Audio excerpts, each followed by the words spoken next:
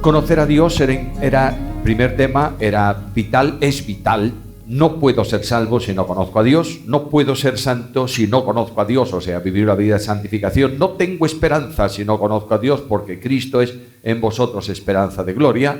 Segundo tema, ¿cómo conozco a Dios? Yo conozco a Dios por medio de Cristo. Pero no solamente conozco a Dios por medio de Cristo, es que conozco a Dios por medio del Espíritu Santo.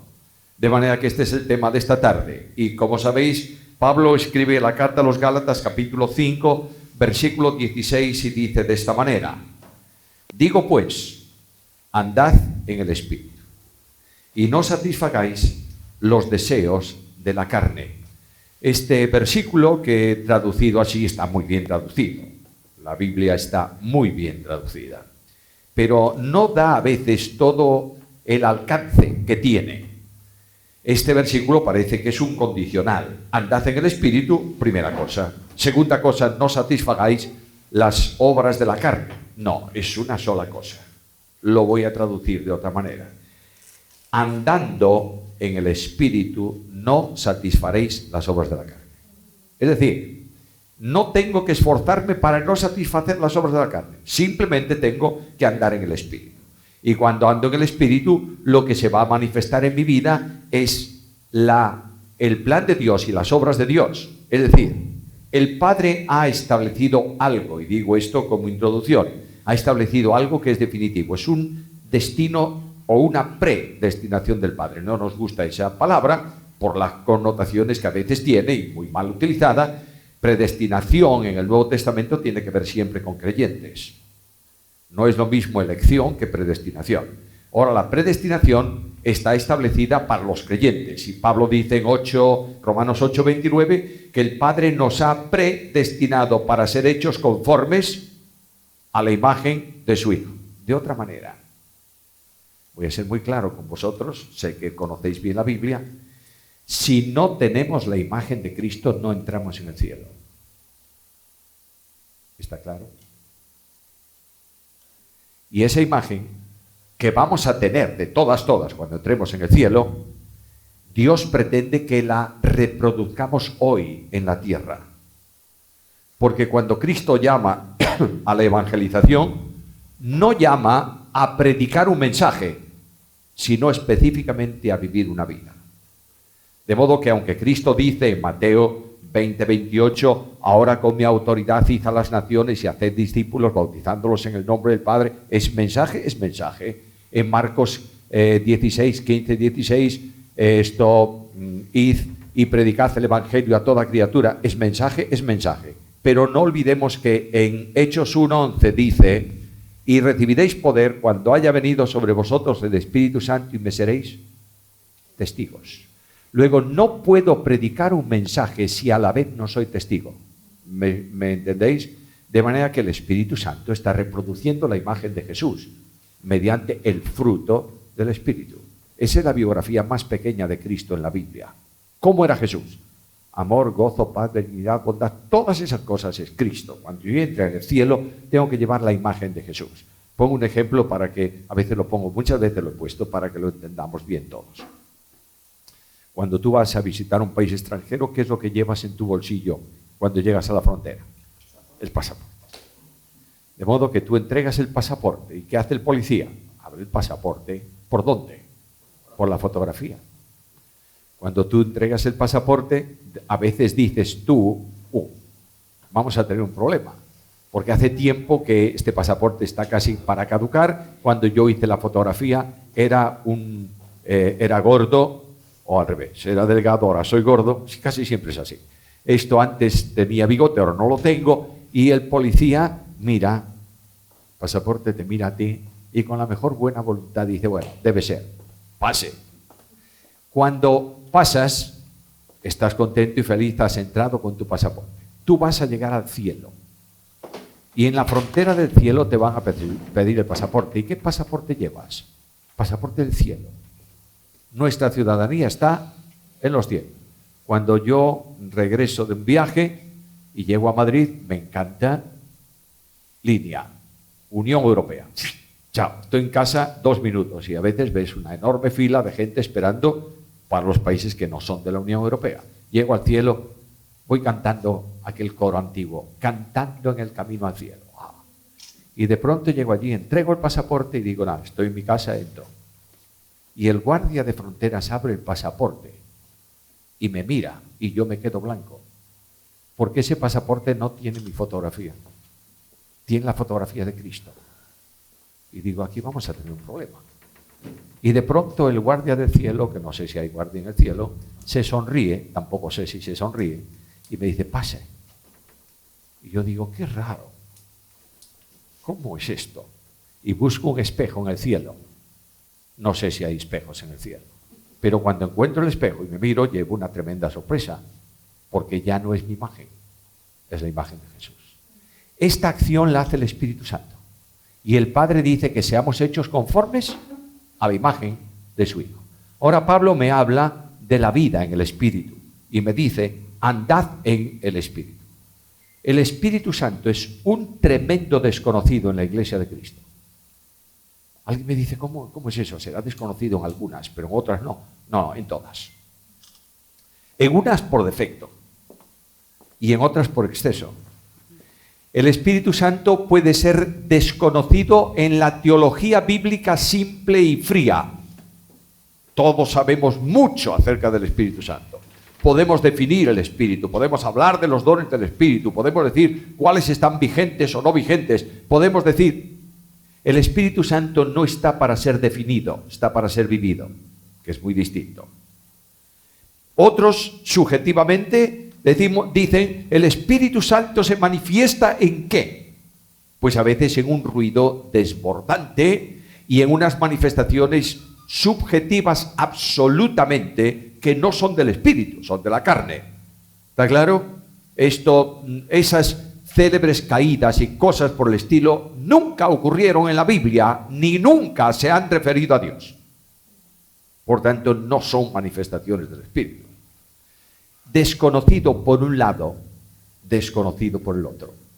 Pero no podemos vivir sin el Espíritu. De manera que, permitidme recordaros hoy algunas cosas que ya sabéis. Un repaso brevísimo a la doctrina del Espíritu Santo.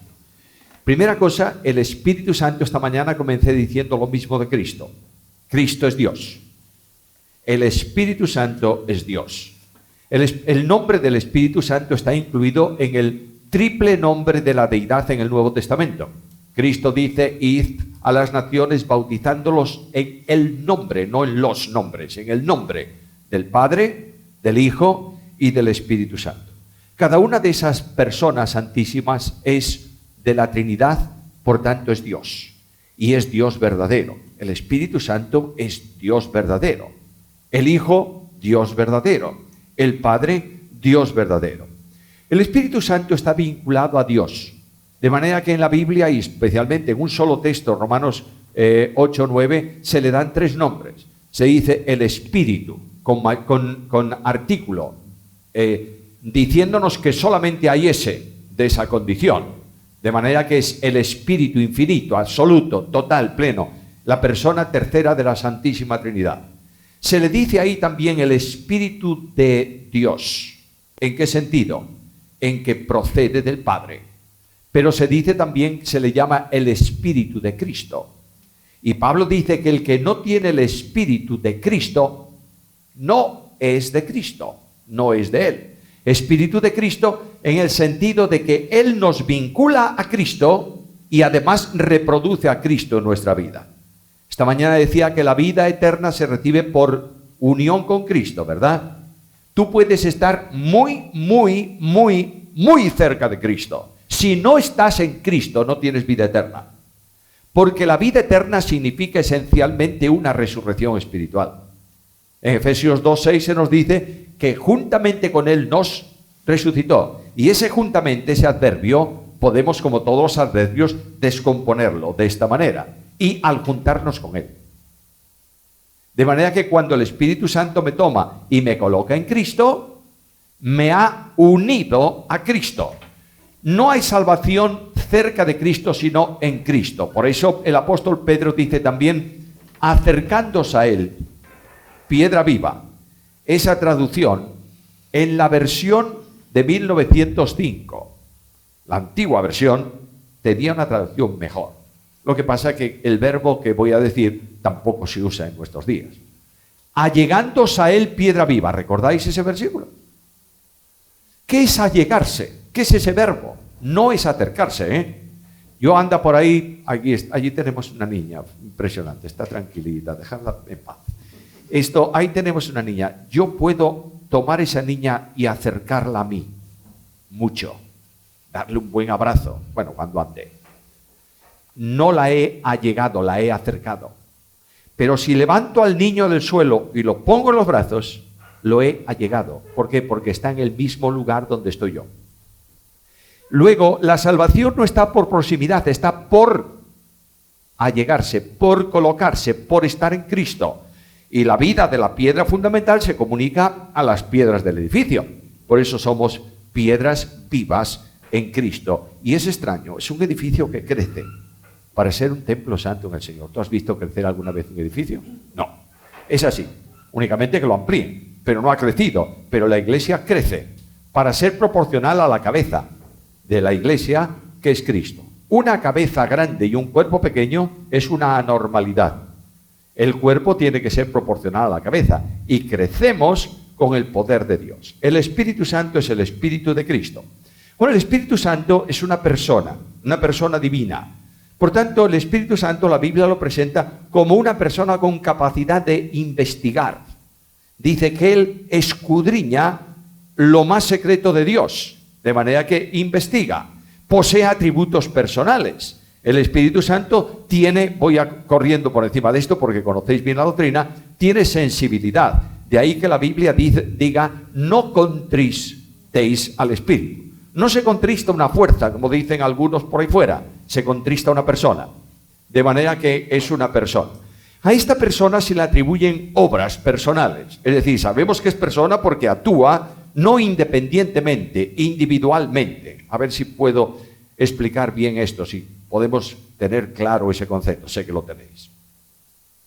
Las personas divinas son diferentes, distintas una de la otra. El Padre no es el Hijo, y el Hijo no es el Padre, y el Espíritu Santo no es el Padre y el Hijo. Pero son individuales, porque son individuos, personas propias, diferentes una de la otra, pero no son independientes. Por una razón. Porque las personas divinas viven la vida del ser divino. La vida del Padre es la vida del Hijo. La vida del Espíritu es la vida del Padre y del Hijo. Quiero decir, dentro del seno de la deidad. Entonces, si el Padre dijese, con mucho respeto lo digo, no quiero vivir con las otras dos, no podría. Porque le faltaba el elemento vital. Son personas dentro del ser divino o en el ser divino. Esto trae una consecuencia para la iglesia colosal. ¿Cuál es? Bueno, Cristo lo dijo a su Padre. Padre, yo no quiero una iglesia extendida, quiero una iglesia unida. Que sean uno. Y para que sean uno, quiero que sean uno, como tú, oh Padre, en mí y yo en ti, que ellos sean uno en nosotros. Luego lo que ocurre es que Dios viene, la Trinidad viene a la experiencia de vida de cada cristiano y como tienen una sola vida y viven en cada cristiano, la unidad es inseparable. ¿Me estáis entendiendo? La iglesia local no es independiente. Eso no está en la Biblia. La iglesia local es individual, pero es interdependiente porque la iglesia local está integrada en la única iglesia de Cristo. ¿Me estáis siguiendo? Por tanto, cuando tú tratas de romper esa unidad, estás luchando ¿contra quién? Contra el Espíritu Santo de Dios. Y cuando eso ocurrió en Corinto, Dios intervino. Decimos, ¿y por qué no interviene hoy? Bueno, Dios dio una advertencia y dijo, tened mucho cuidado porque yo he actuado de esta manera. Y porque no eran capaces de mantener la unidad, algunos estaban debilitados y otros enfermos y algunos duermen. Los llevó a la presencia de Dios. Ojo con esto, queridos. A veces decimos, es que esta iglesia es autónoma. Tampoco es verdad. Autónomo significa ley propia. No, todos tenemos la misma ley, ¿o no? Porque la iglesia se rige, ¿por qué? Por la palabra. ¿Me estáis siguiendo? Esa idea es una sugerencia no bíblica que se ha introducido a lo largo del tiempo en la iglesia. y que ha traído serias consecuencias. A veces hablamos, paréntesis, a veces hablamos de denominaciones, ¿verdad? Las denominaciones han sido una bendición enorme para la Iglesia de Cristo. Alguien me va a decir, uff. Pues sí. Por ejemplo, hablamos de la Iglesia reformada. ¿Por qué es una bendición? Bueno, ¿por qué? ¿Por qué? Porque recuperó, volvió, eliminó todo el entramado que había, esto de jerarquía, etcétera, etcétera, y volvió, limpió la Iglesia, ¿verdad? Bueno, fantástico. ¿Y los bautistas? Bueno, recuperaron la doctrina del bautismo, y muchos de mayores, y muchos de ellos han pagado con su vida mantener eso. Antes, los anabaptistas ya eran así. ¿Y los hermanos qué? Hombre, recuperaron algo fantástico. La unidad de los creyentes. Las asambleas de hermanos, cuando comienza el movimiento, en la puerta de donde se reunían, no había un rótulo que decía, presbiterianos no, anglicanos no. Tú eres creyente en Cristo, has creído, estás bautizado, siéntate, eres mi hermano, vamos a partir pan. Este es el movimiento de los hermanos. Con el tiempo, estas grandes verdades que dan nombre a estos grupos se convierten en esencia absoluta del grupo. Y todo aquel que no esté en esa línea no es una iglesia correcta. De ahí que la denominación fue muy buena, pero es lo peor también en nuestros días. Hay algunos que dicen, yo soy metodista, y el resto es el resto. No, señor. Tú eres un creyente en Cristo, has sido salvo por gracia mediante la fe, entonces eres mi hermano y estamos en el mismo cuerpo.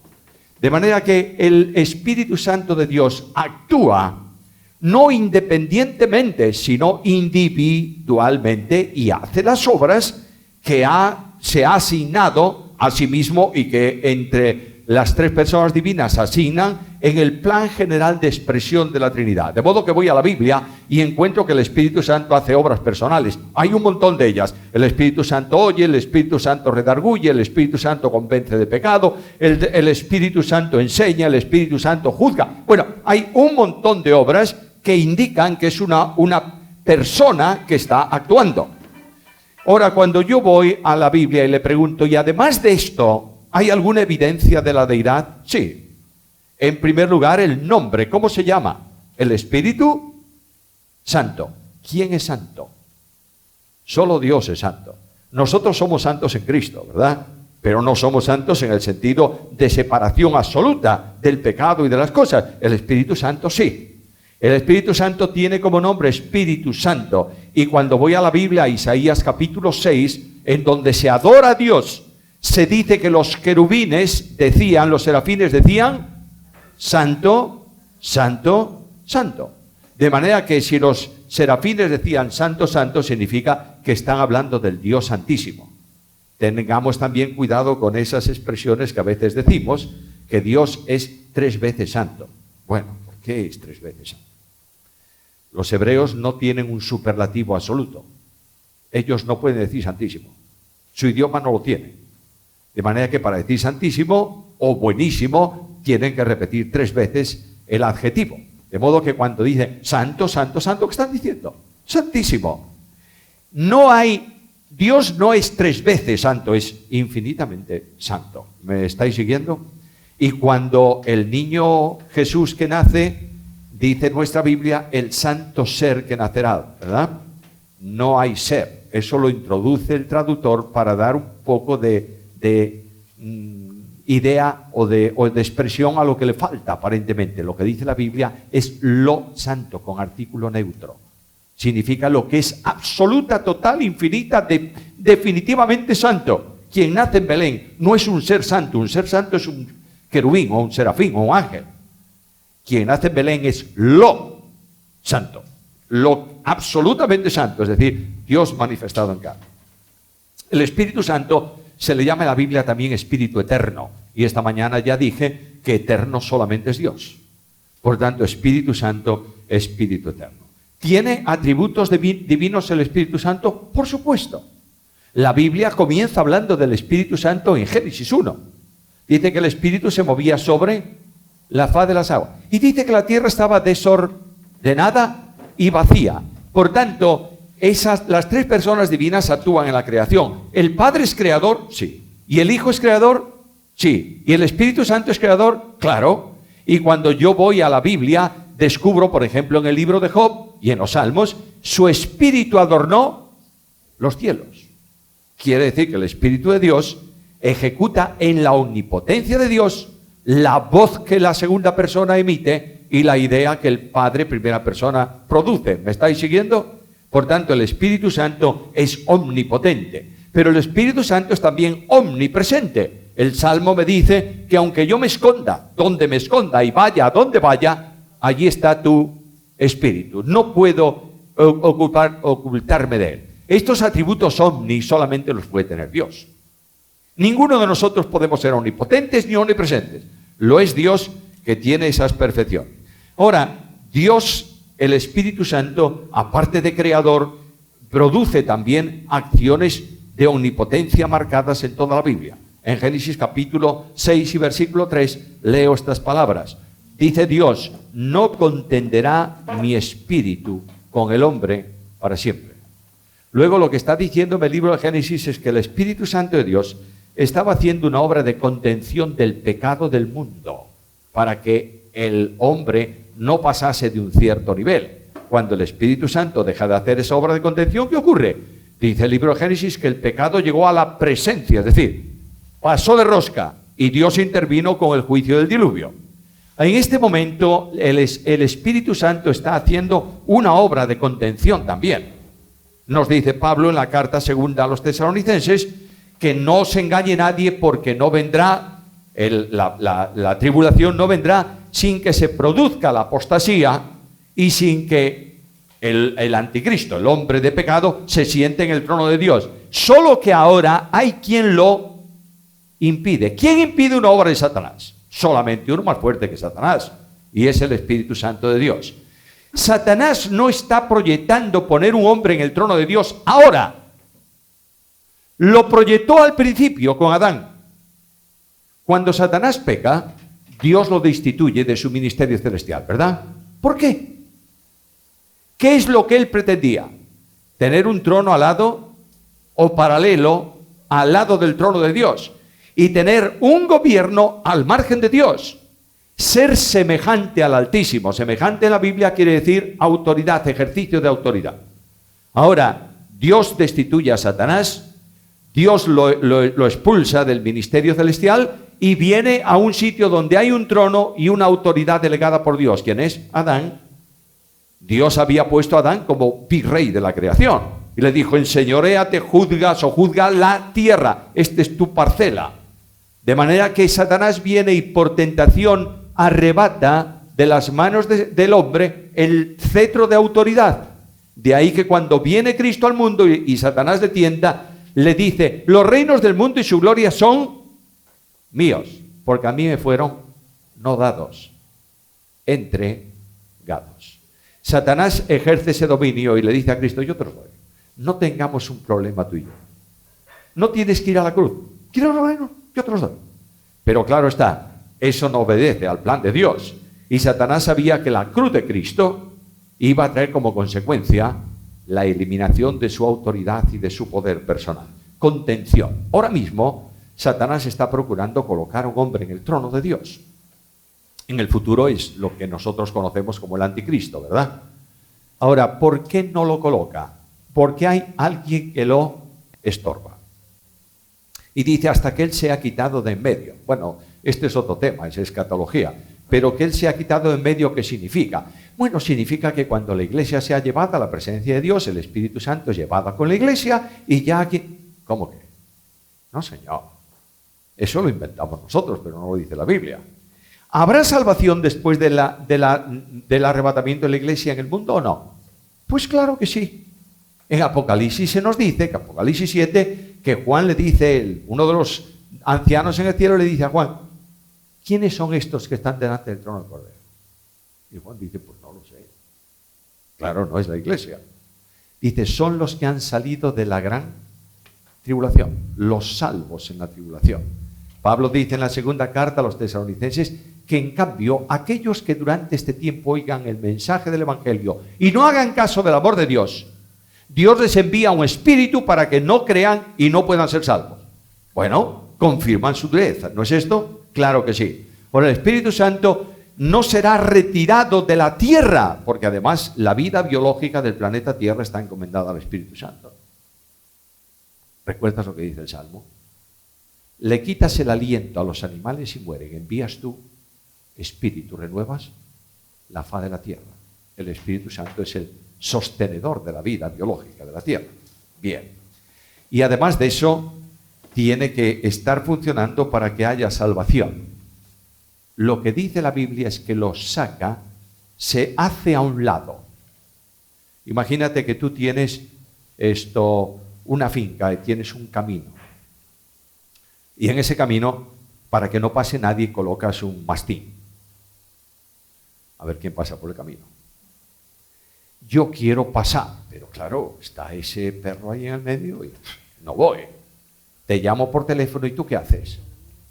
Lo quitas de en medio, no lo eliminas, lo pones a un lado y entonces yo puedo pasar. El acceso al trono aquí en la tierra de ese hombre de pecado está impedido por el Espíritu Santo hasta que diga, ahora es el tiempo, pase usted. Y comienza todo ese proceso final del último tiempo de la dispensación. El Espíritu Santo es Dios, es capaz de controlar. El Espíritu Santo engendró a Jesús. Ese es un impresionante milagro. Que en el seno de una virgen el Espíritu Santo actúe y produzca la fertilidad, la fecundación de esa mujer y continúe con la gestación y sea alumbrado un niño que no tiene padre humano, sino que ha sido concebido por el Espíritu Santo. Un paréntesis aquí, por favor. Se dicen cosas muy extrañas.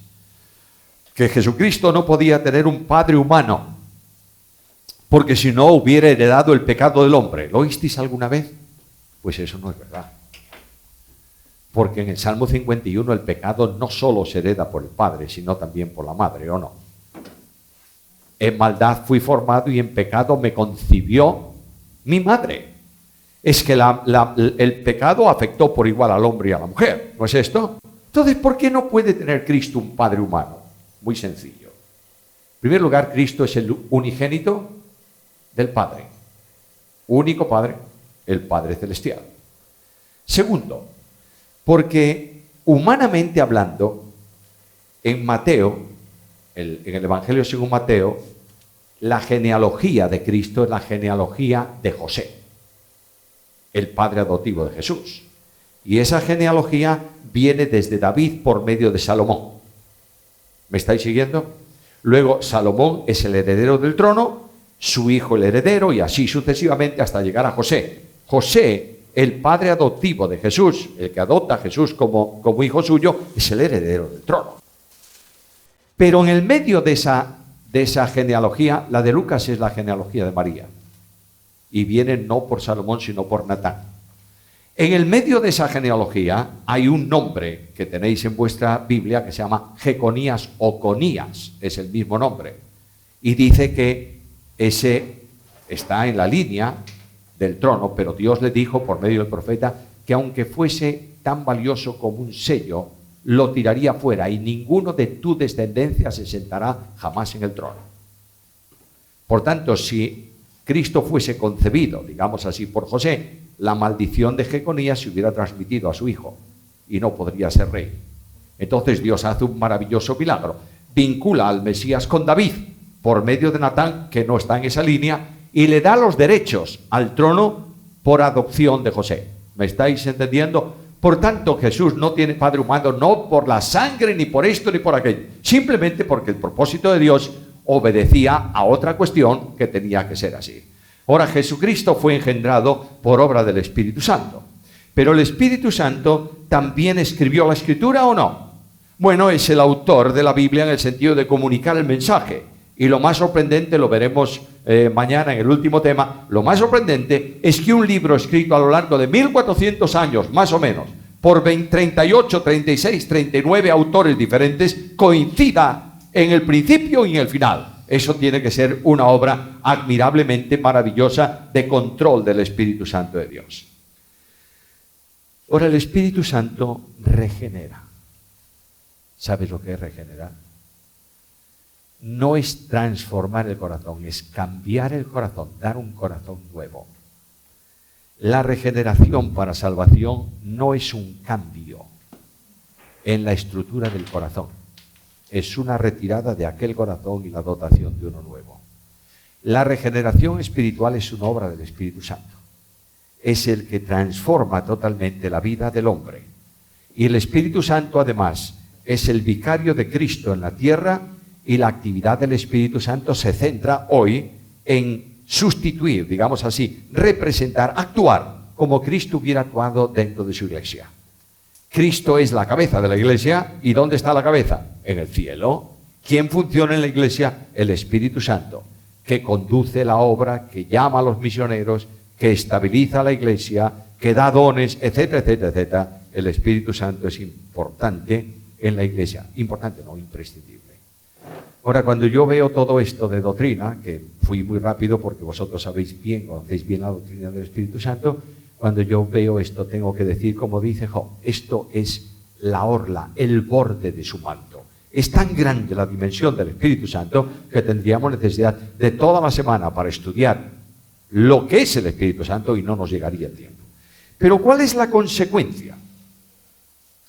Jesús dijo, Padre, la vida eterna es que te conozcan a ti, que me conozcan a mí. No te pueden conocer a ti si no me conocen a mí. Ahora, ¿qué es entonces la operación del Espíritu Santo en salvación? En primer lugar, sabéis que los efectos del pecado han sido notables y han desvariado al hombre, han cambiado al hombre absolutamente. En primer lugar, lo primero que ocurre cuando el hombre peca es alejarse de Dios, ¿verdad? Sí. Mira lo que dice la Biblia, que Adán pecó y cuando se vio desnudo, ¿qué hizo? Fue y se escondió. ¿Quién buscó a Dios? Fue Adán, que dijo, Señor, mira, lo siento mucho, he pecado. ¿Fue Adán? ¿Qué va? Fue Dios que buscó a Adán. La gran sorpresa es que el humanismo quiere que sea al revés, pero no es así. La Biblia me dice que Dios vino y dijo, a ver, Adán, ¿dónde estás? ¿Te has escondido? ¿Qué te ha pasado? Es Dios que lo busca. Mira Isaías 53, que dice, todos nosotros nos descarriamos como ovejas, cada cual se acercó a Dios por medio de su camino. No, Señor, cada cual se apartó por su camino. Y la Biblia me dice que hay camino que al hombre le parece derecho y su fin, camino de muerte. Por una razón, porque solamente hay un camino. Yo soy el camino, la verdad y la vida. Y entrar en el camino significa dejar tu camino, ¿no es así? Muy bien. Cuando llegamos a Romanos, capítulo 3, versículo 10, destruye totalmente Pablo el argumento que el humanismo dice que el hombre busca a Dios. No, señor. Romanos 3:10. Todos nosotros, bueno, esto, no hay justo ni a uno, no hay quien entienda, no hay quien busque. Porque nosotros no buscamos a Dios, es Dios que viene a buscarnos a nosotros. Lucas 19:10, el Hijo del Hombre vino para buscar y salvar lo que se había perdido. Claro, alguien me puede decir, y yo lo he oído muchas veces, no estoy conforme. ¿Por qué? Porque yo desde pequeño he tenido mucho interés en buscar a Dios y lo empecé a buscar hasta que lo encontré. Muy bien. Cuando tú buscas a Dios es porque Él te buscó primero. No hay posibilidad de que el hombre pecador, sin la acción del Espíritu, busque a Dios, porque es contrario a su propia naturaleza. ¿Entendéis esto? Luego hay otra cosa más. La incapacidad humana en cuanto al mensaje de salvación es gravísima. ¿Qué dice Pablo que es el mensaje del Evangelio? ¿Cómo le llama Pablo el mensaje del Evangelio? La palabra de la cruz. ¿Y qué dice Pablo? Que la palabra de la cruz es locura para los que se pierden. Y me da la razón. ¿Por qué es locura? Porque es un mensaje que no se entiende. Porque se ha de entender espiritualmente. Luego, ¿la gente entiende intelectualmente el mensaje de la cruz? Sí. ¿Lo acepta? No. Es locura para él. Mira, un ejemplo simple. Voy a predicarle el Evangelio. Ahora mismo vamos a ir a predicar el Evangelio a los griegos. Le pregunto a un griego, ¿cuántos dioses tiene usted? Bueno, tengo muchos. ¿Cuántos? Pues 1000 y pico. Y por si acaso me olvidé de alguno, tengo un altar a uno que puede ser que exista y que no lo conozco. Dios no conocido. Le quiero decir, señor griego, que eso no es verdad. Que solamente hay un Dios. ¡Qué bárbaro! No tengo que preocuparme de tantos dioses. ¡Fantástico! Y quiero decirle que ese Dios tiene un hijo, único. ¿Cómo vivirá ese hijo? Dicen los griegos.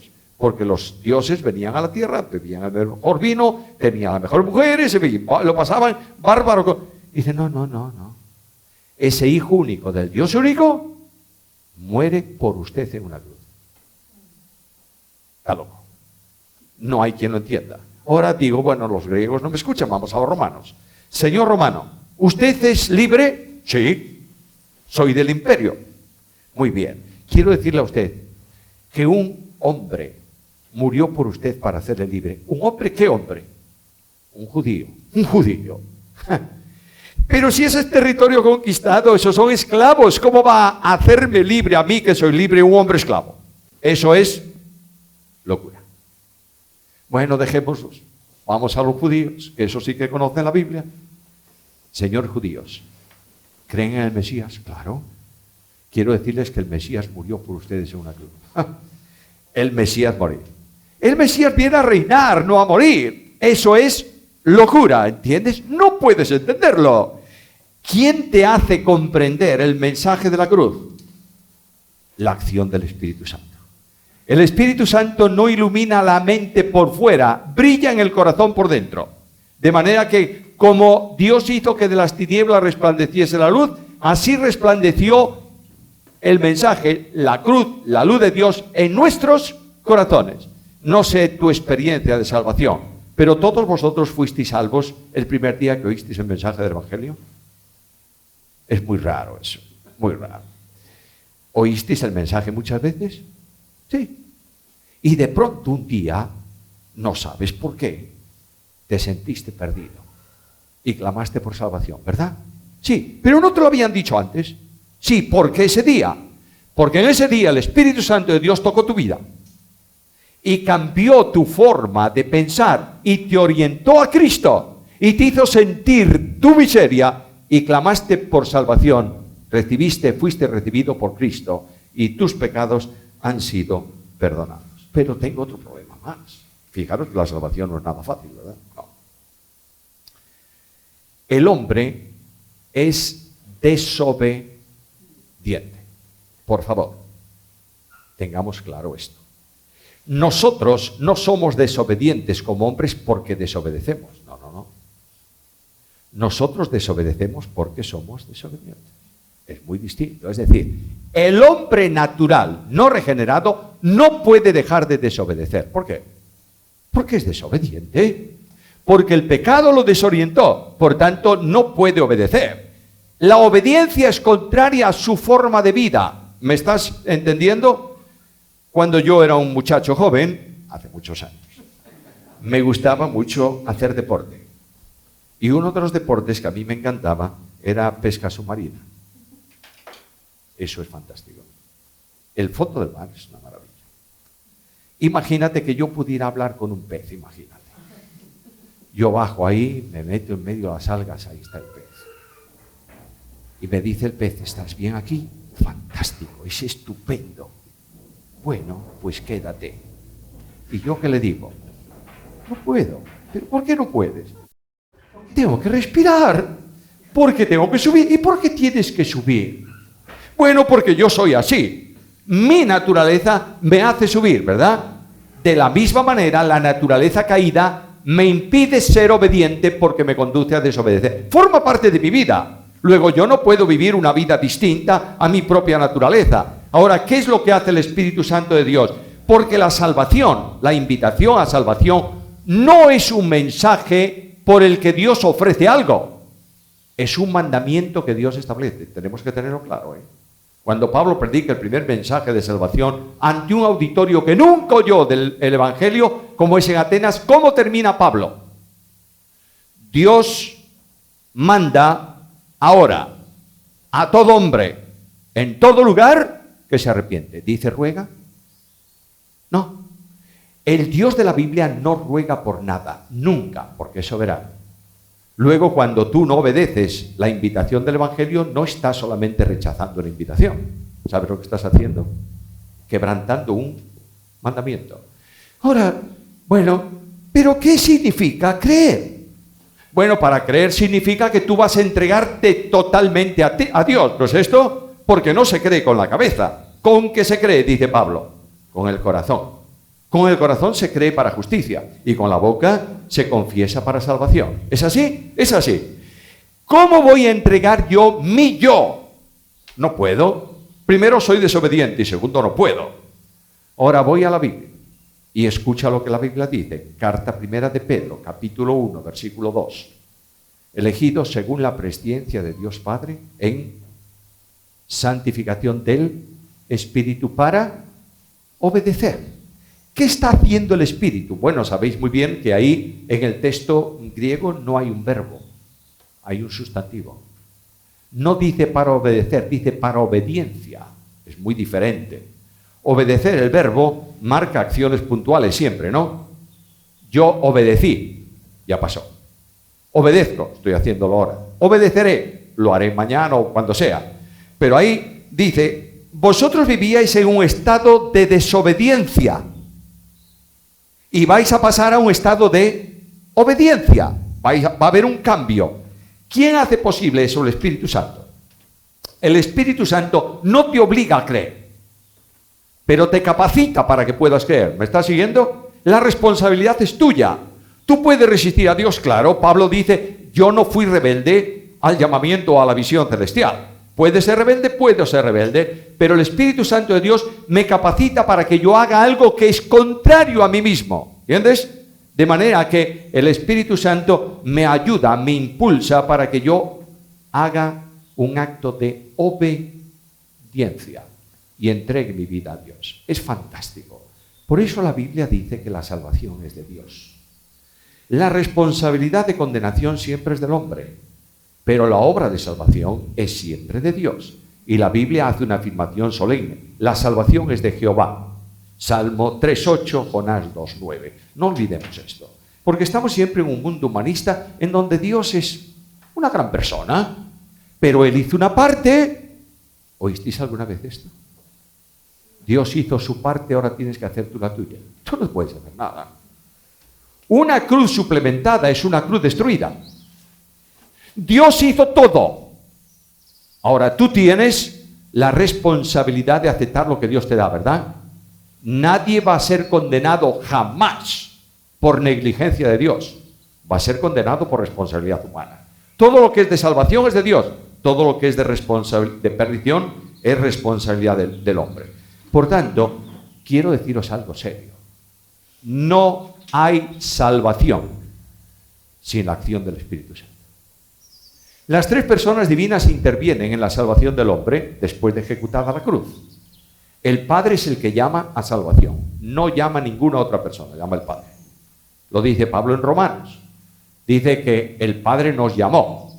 Bueno, alguien me dirá, me puede decir, vamos a ver, yo leo en Mateo 11:28 unas palabras de Cristo. Venid a mí los que estáis. ¿Quién llama, el Padre o el Hijo? Os desafío. ¿Quién llama, el Padre o el Hijo? El Padre. Pero es Jesús que lo dice, ¿o no? Claro. Pero ¿qué dice Jesús? Yo no hablo nada de mí mismo. Todo lo que hablo lo he oído, lo he recibido ¿de quién? De mi Padre. Luego, como el Padre llama a los pecadores a salvación, ¿el Hijo qué dice? Y los conduce a Cristo. ¿Qué dice el Hijo? Venid a mí. Todo lo que el Padre me da, vendrá a mí. Y al que me viene, no lo rechazo. No hay salvación sin el llamado del Padre. Pero no hay salvación sin la aplicación de la obra de Cristo. Porque es el sustituto, el que murió por mí en una cruz. Y no hay salvación sin la acción del Espíritu Santo. Especialmente porque la salvación tiene que ver con la regeneración. La regeneración no es una transformación del corazón. No, no. Nuestro corazón adámico caído no tiene arreglo. Lo que Dios hace es saca de en medio el corazón de piedra y en su lugar pone un nuevo corazón de carne. Y vosotros sabéis que, seguramente que en la televisión lo habéis visto, que en el norte de España, pero en Galicia sobre todo, hay aldeas que están abandonadas, ¿verdad? Y hay gente que está comprando esas aldeas. ¿Sabes para qué? Para arreglar las casas y hacer hoteles rurales. De modo que te ponen ahí una buena calefacción, en una aldea con 7 u 8 casas. Oye, eso es fantástico. Imagínate que vamos tú y yo a Galicia. Tú puedes comprarte una aldea. Si tienes dinero, cómprate una aldea. Vamos a Galicia y vamos a una aldea de esas y dices tú, qué preciosidad de casa. La arreglo y me vengo a vivir para ahí. Muy bien. Me llevo un arquitecto. Le digo, oye, ven, échale una ojeada a la casa. Y el arquitecto sube al primer piso y mira para el tejado. Me dice, mira, eso hay que echarlo abajo porque no vale. Las vigas no están buenas. Y mira al piso y va a las puntas donde están las vigas del piso de la casa y dice, oye, las puntas de estas vigas están podridas con la humedad. ¿Sabes lo que hay que hacer? No. Saca el piso. Y a última hora, cuando sales a la calle, bueno, y la instalación eléctrica hay que hacerla nueva. Cuando sales a la calle, le dices, ¿qué me aconsejas? Y el arquitecto te mira y dice, mira, lo mejor que puedes hacer es dejar ahí esa casa como está y construirte una nueva. Claro. Dios mira el corazón y dice, ¿tú crees que esto tiene arreglo? No tiene arreglo, está podrido. Fuera. Un corazón nuevo. Esa es la regeneración. En donde Él coloca su espíritu y dice, Él les daré corazón nuevo y pondré mi espíritu dentro de ellos. Escucha. Y haré que guarden mis palabras y cumplan mis mandamientos. ¿Quién lo hará? Él. Te está capacitando para hacer lo que tú no puedes, ¿verdad? Cumplir y obedecer. Ahora, eso es necesario. Si es necesario para salvación en cuanto a conversión, el Espíritu Santo es imprescindible en santificación. Mas vosotros sois linaje escogido, real sacerdocio, gente santa, pueblo adquirido por Dios, para que anunciéis las virtudes de aquel que os llamó de las tinieblas a su luz admirable. Anunciéis, no habléis. Para que exhibáis las virtudes de Cristo. ¿Tú crees que puedes exhibirlas tú? ¿Conseguirlas tú? No. ¿Quién lo hace? El Espíritu Santo, que produce en mí el fruto del Espíritu. Por tanto, la vida de santificación, queridos hermanos, no se trata de hacer cosas o no hacerlas. Se trata de vivir en el Espíritu. De dejar que el Espíritu vaya reproduciendo a Cristo en tu vida. Eso, cuando tú vives así, eres santo. A veces somos esclavos tremendamente de las formas, ¿verdad? ¿Cómo no? Claro que sí. De manera que creemos que la vida, la operatividad de la vida santa es, como dice Pablo en Colosenses 2, duro trato al cuerpo. No vayas, no gustes, no toques, no manejes. Yo soy muy mayor. Yo soy la 5ª generación de evangélicos, ¿no sabíais? Bueno, pues mi tatarabuela fue la primera evangélica en la familia. Yo nací en una familia evangélica, de las asambleas de hermanos. Y para más gloria, como cuando yo nací era aquella época de la persecución en España, después de la guerra civil y todo eso, mis padres tenían en Vigo, tenían la ocupación, no estaban los misioneros que tuvieron que irse a Inglaterra, tenían la ocupación de cuidar del edificio. Para eso nos trasladamos se trasladaron a vivir para ahí. Porque cuando pasaba la falange y las demás cosas por la calle con sus banderas y antorchas, mi madre o mi padre salían al balcón de la iglesia y ponían la bandera inglesa. Esto es propiedad inglesa. Si no, los tenías dentro de la iglesia. ¿Dónde nací yo? En ese piso. Ya no puedo ser más hermano. Soy hermano por todos los costados. De manera que, y en aquel tiempo, la vida santa, la vida respetuosa, la vida noble, era acudir a la iglesia todos los domingos, por la mañana, a la tarde y a la noche, el martes y el jueves, el viernes de vez en cuando, bien. Y con un uniforme. ¿Sabes cuál era el uniforme del domingo? Chaqueta y corbata. Mayores y pequeños. Pero además de eso había otra cosa muy curiosa. Y es que había una moda en aquel tiempo que se llamaba el cuello duro. ¿Os acordáis del cuello duro? Bueno, me encanta hablar con gente que se acuerda del cuello duro. Mi tía tenía una tía que era la encargada de ponerme mi cuello duro. La odiaba con todas mis fuerzas. Y venía el sábado y agarraba la camisa, una palangana con almidón, plancha que te da, y esa camisa era más dura que esto. Como no había dinero, mis padres me compraban una camisa 2 tallas más grande. Entonces, fantástico, feliz. Pero yo crecía y la camisa no crecía. De modo que al cabo de un poco de tiempo, el cuello ya estaba bastante justo y al cabo de un poquito más ya era insoportable el cuello. Camisa, corbata, cuello duro. Parece que la veo a mi madre. Me ponía la camisa, me abrochaba y llegaba al botón de arriba. Y como no abrochaba fácilmente, me agarraba así. Me decía, estira el cuello, estira el cuello. Y yo, claro, estiraba el cuello. Me ponía el botón y yo bajaba. Me quedaba aquello excuso decirte. Y luego me llevaban al culto. Y al entrar en la iglesia me decía, ¿cómo te muevas verás? Ay, Señor, yo no sé cómo soy salvo. Porque aquello era inaguantable. Pero esa era la forma santa de vida. No importa que después en el culto tú estuvieras pensando que tu hermano era un desgraciado. No, eso no importa, porque nadie lo ve. Pero tú tenías que estar con uniforme de campaña bien puesto, porque esa es la vida santa. Esas son estupideces. ¿Tenemos que respetar el lugar? Por supuesto. Dios está entre nosotros, claro. No podemos ir como cerdos al culto, esto está claro. Pero ni al culto ni a ningún sitio. Porque nuestro testimonio es que seamos luz en el mundo. Pero no que seamos un grupo de personas religiosas. No vale para nada. Cristianismo no es religión. Cristianismo es comunión con Cristo. Ahora, yo estoy en la vida de santificación. ¿Cómo puedo ser santo? Solamente cuando vivo a Cristo. Escucha la Biblia. Dios ha hecho obras de antemano para que, lo veías esta mañana, para que anduviésemos en ella. ¿Quién anduvo en esas obras? Jesús. Yo soy santo en la medida en que vivo a Cristo. Me pregunto, ¿cómo está tu vida? Muy sencillo. Una persona que no ama, no vive a Cristo. Y a veces decimos, ¿cómo sé yo que soy salvo? Pues Juan lo dice, es muy fácil, no hay que ir a ningún lado. Dice, si no amo a mi hermano, el que no ama a su hermano está en tinieblas. ¿Lo dice Juan o no? Muchas veces preguntamos a los adolescentes cuando vienen y piden el bautismo.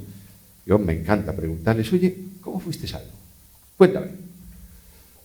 Y algunos te dicen, pues mira, fue hace 2 años, en un campamento de verano, el monitor me dijo que si me moría sin Cristo o venía a Cristo aquella noche, yo me iba al infierno. Y al final dijo, bueno, algunos quieren recibir a Cristo, levanten su mano. Y yo levanté mi mano. Y tú puedes levantar las 2 y los pies y no ser salvo. Porque la salvación no consiste en levantar la mano. Levantar la mano es bueno porque expresas que... Pero, eres salvo si Cristo cambió tu vida, ¿es así? Y cuando Cristo cambia tu vida, necesitas urgentemente amar. ¿Por qué? Porque Dios es amor. Si no amas, tienes que preguntarte si naciste de nuevo. Y esto es algo muy serio. Porque Cristo dijo, lo recordé esta mañana, que el mundo conocerá que sois mis discípulos, sí, pero no en la iglesia. Solo. Maridos, yo quiero borrar ese versículo de la Biblia. Estoy tratando de descubrir si hay algún manuscrito que no lo tiene todo. Maridos, amad a vuestras mujeres. ¿Qué más? Así como Cristo, ¿y qué más? Y se entregó a sí mismo. Claro. Pero, ¿queréis que os diga algún texto para vosotras? No hace falta. No, quiero marcharme amigo de todas vosotras. Lo que quiero deciros es algo muy sencillo. Yo no amo por mandamiento. Yo amo por necesidad. ¿Sabes por qué? Porque si Cristo se hace vida en mi vida, no tengo más opción que amar. ¿Me está siguiendo? No solo a mi esposa y a mis hermanos, a mis enemigos. ¿Cómo cambia la vida? Esto es santidad. El resto son cosas que pueden ser buenas o no. Pero hay algo más. El Espíritu Santo es esencial para la comunión de los cristianos. Porque la comunión es la manifestación visible de la unidad, ¿verdad? Y Cristo dijo, Padre, que sean uno. Ahora, ¿qué es la comunión? Bueno, unión común, comunión.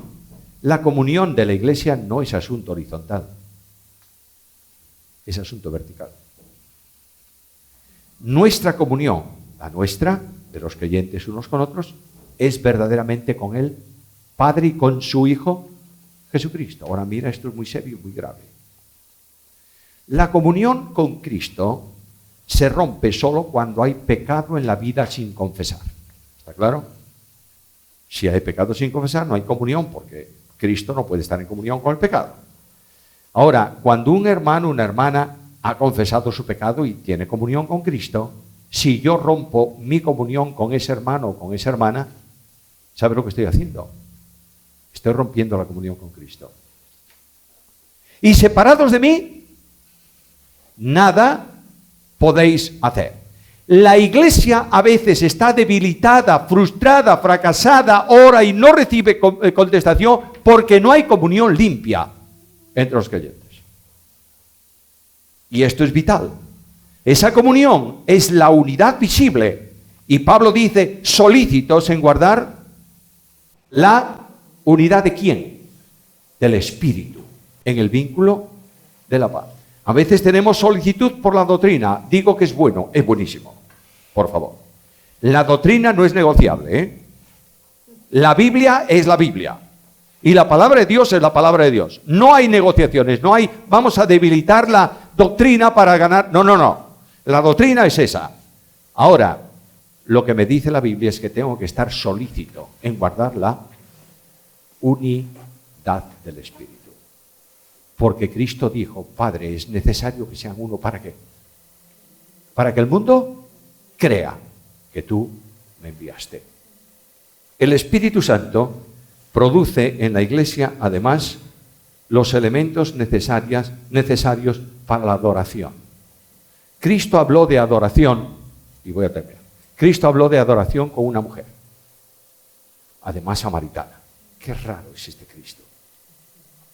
Habla de salvación con un fariseo. Y habla de comunión y de adoración con una mujer samaritana. ¡Oh! Hombre, tendrá que ser al revés. Ella, la samaritana, es la que necesita salvación y el fariseo... No, justo al revés. Necesita salvación el fariseo y necesita aclarar los conceptos la mujer samaritana. Y cuando habla de adoración, ¿qué le dice? Porque Dios busca adoradores que le adoren. ¿Cómo? En espíritu y en verdad. Es decir, la adoración, hermanos míos, no es una actividad, es una actitud. La alabanza no es una actividad, es una actitud. Es decir, yo he sido salvo para alabar a Dios con mi vida. ¿Lo entiendes o no? Jesús dice en el Sermón del Monte, para que vean vuestras buenas obras y glorifiquen. Alaben a vuestro Padre que está en los cielos. La adoración no es venir a la reunión y hacer el culto de una forma. No. Es estar en dependencia del Espíritu. Que el Espíritu conduce el culto. Que el Espíritu orienta la comunión, la adoración de los creyentes. Por tanto, ¿cuál es mi responsabilidad? Andad en el Espíritu. ¿Cómo puedo yo? El proyecto de Dios es que vivamos en la plenitud del Espíritu, ¿verdad? Nunca lo vamos a conseguir.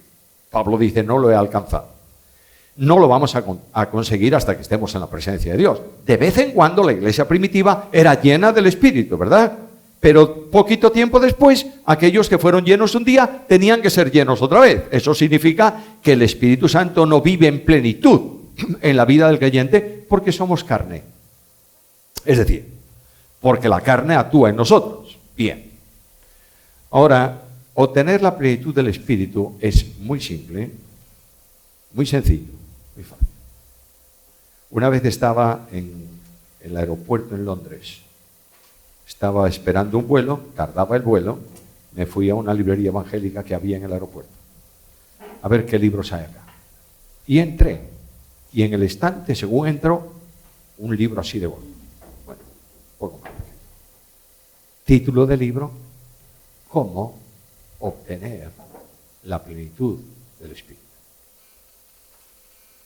Yo saqué el libro y dije, madre mía, si yo tengo que saber todo esto para la plenitud del Espíritu, nunca lo voy a tener. Dije, que se quede en la estantería. Yo tengo en la Biblia 3 formas de obtener la plenitud. Primero, no contristéis al Espíritu. ¿Cuándo se contrista el Espíritu? Cuando hay pecado oculto en la vida sin confesar. Confesar no significa decirle a Dios, mira, Señor, ayer mentí. No, Él ya lo sabe. Confesar significa decir, Señor, tú dices que mentir es pecado. Yo lo digo también. Eso es confesar. Es decir lo mismo. Y el problema o la bendición es que cuando yo digo eso, yo lo afirmo, que la lógica es que tú vas a dejar de mentir, ¿o no? Claro que sí. Luego, no contristéis el Espíritu. Tienes que ver en tu vida qué cosa hay que no es aceptada por Dios y hay que apartarse de ella con la ayuda y el poder de Dios. Segundo, no apaguéis el Espíritu. ¿Cuándo apagas el Espíritu? Cuando el Espíritu tiene un camino para tu vida o para la iglesia y tú tienes otro. ¿Cuál es el que impones? El tuyo. Y el Espíritu dice, está bien, seguid por ahí. Yo no voy a imponerle, pero no voy a bendecir, porque no estoy actuando, estoy apagado. ¿Tú lo quieres así? Tú lo tienes. Finalmente, una cosa positiva. Andad en el Espíritu. Es decir, deja que el Espíritu te tome totalmente, te llene totalmente y déjate conducir por Él. Cuando Mendelssohn, el gran músico Mendelssohn, estuvo una temporada en Londres, Inglaterra, no Londres, le gustaba mucho visitar las grandes iglesias, las iglesias de la campiña inglesa, porque, sabéis, en casi todas esas iglesias había un buen órgano de tubos. Y Mendelssohn era un fenómeno de música y le gustaba además el órgano mucho. Una vez entró en una iglesia de campiña y sintió el órgano. Dijo, hombre, vamos a ver el órgano. Y subió a donde estaba el órgano y vio un organista ya, un viejete, que estaba tocando el órgano. Mendelssohn se quedó detrás de él y al cabo de un momento le tocó en el hombro y le dijo, ¿me permite usted probar el órgano? Y el viejito lo vio y le dijo, no señor, el órgano está para el organista y yo soy el organista. Mendelssohn quedó allí y al cabo de otro poquito le dijo, me permite solamente un minuto.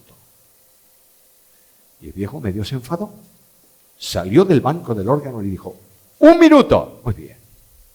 Se sentó en el órgano, metió toda la registración para adentro, sacó una nueva registración, dejó que el órgano se llenara bien de aire, puso las manos en el teclado. Y aquel órgano empezó a sonar de una forma impresionante. El organista se emocionó y con lágrimas de emoción le dijo a Mendelssohn, ¿quién es usted? Y Mendelssohn se sonrió y le dijo, yo soy Mendelssohn. Y el hombre dijo, ¿cómo?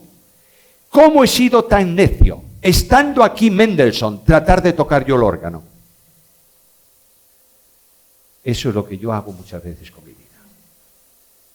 Yo quiero llevar adelante mi vida, yo, cuando el que puede hacerla sonar conforme a su voluntad es Dios. Y lo que Dios me pide es esto, déjame que tome tu vida y la llene con mi espíritu. Hermanos, yo pido a Dios que esto sea una experiencia para vosotros, para vuestra iglesia, para la gloria de Dios, para vosotros.